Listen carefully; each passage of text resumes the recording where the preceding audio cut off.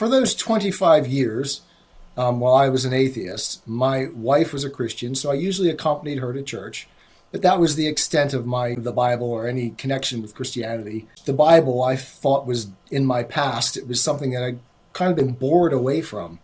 I picked up Peterson talking about the Bible in his Bible series, and suddenly those old stories started sounding new again, like there was something else in them that I had missed, and that not only I had missed, but pretty much everybody in the churches I had grown up with had missed, and it seemed to me that the entire Christian world had missed. It's like God was speaking through those things, and we weren't listening. I didn't, at that point, I wasn't thinking God. He actually revived for me the voice of God in his book. And it's like, wow, there really is something more there that I never saw before. And taking the psychological perspective, I think was a good perspective, because there's no greater psychologist than God. And God knows who he's speaking to. And he spoke to me through Jordan Peterson, whatever you think about Jordan Peterson. So in this Atheist Conversed series, we have comedian Jeff Allen, who was an atheist for most of his life, raised by atheists. What piqued his interest in the Bible was the book of Ecclesiastes. Started meaningless, meaningless. Everything is meaningless. It just spoke to his cynical heart. And the Lord knew that whenever he put somebody in Jeff's life that shared with him these Bible tapes.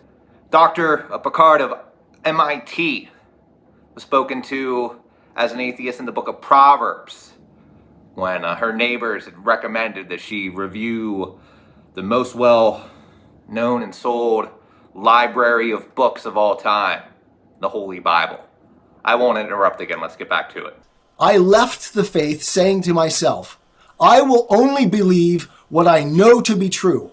No truth above all and at all costs. And so I pursued that. I said to myself, I will only believe what the best philosophers and what the scientists have to tell me.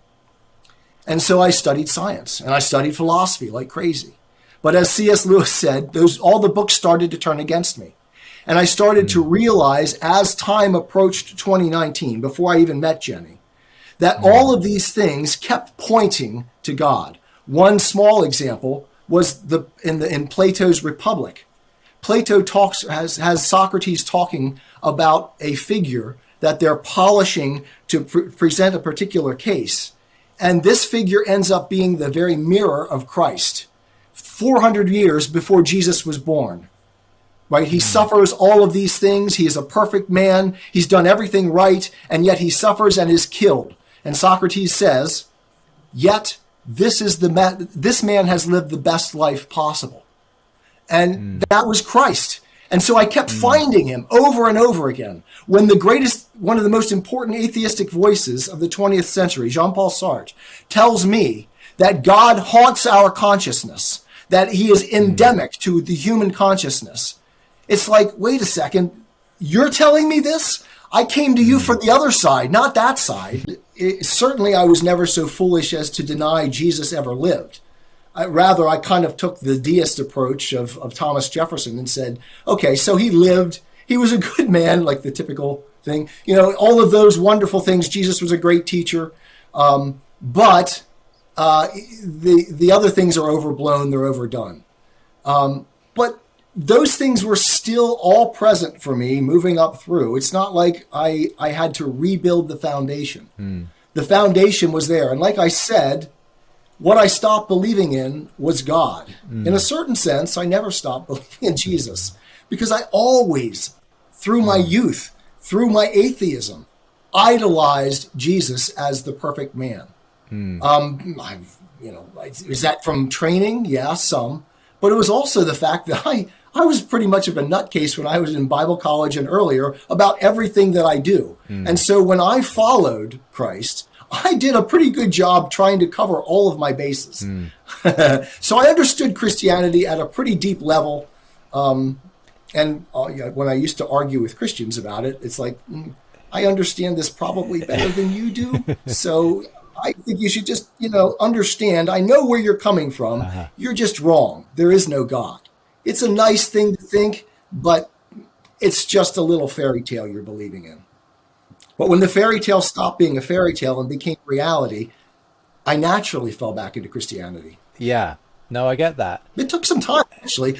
It was instant. Well, everything that I've done on the Christian Atheist, and I just published on Monday our 60th episode, everything I've done has been kind of spinning out the entire journey that brought me to where I am. And yes, for me, it's like everything that I valued through my life. And man, I love literature. I write poetry. I've written all my life. I love art. I love music. All of those things fall away into mere epiphenomena if there's nothing anchoring them, right?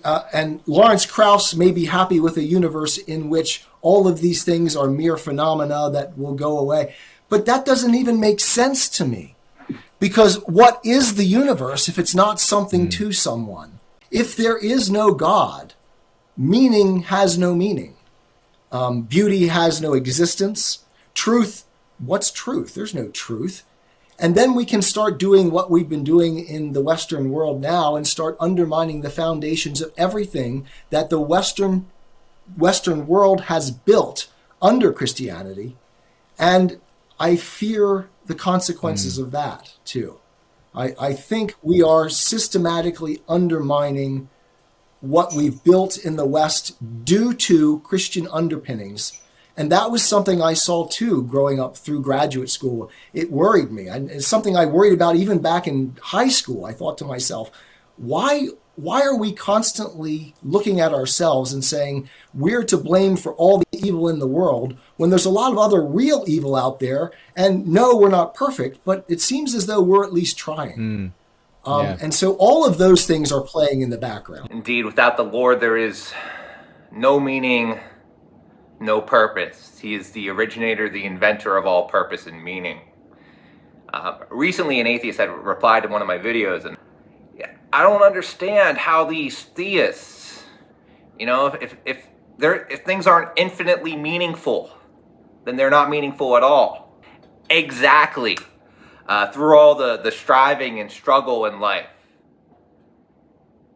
if it doesn't have an endpoint, if it doesn't have a destination, if it has no reason, yes, it is meaningless. I'm no philosopher, but to me it would seem that a cough in relation to an individual's life has the meaning of our lives without God in relation to our lives with God. A cough in your life, it's infinitesimally small. A cough does not drive beauty. A cough does not drive morality. And a cough gives you no reason to get up every morning, keep striving, keep working in the midst of suffering, does it?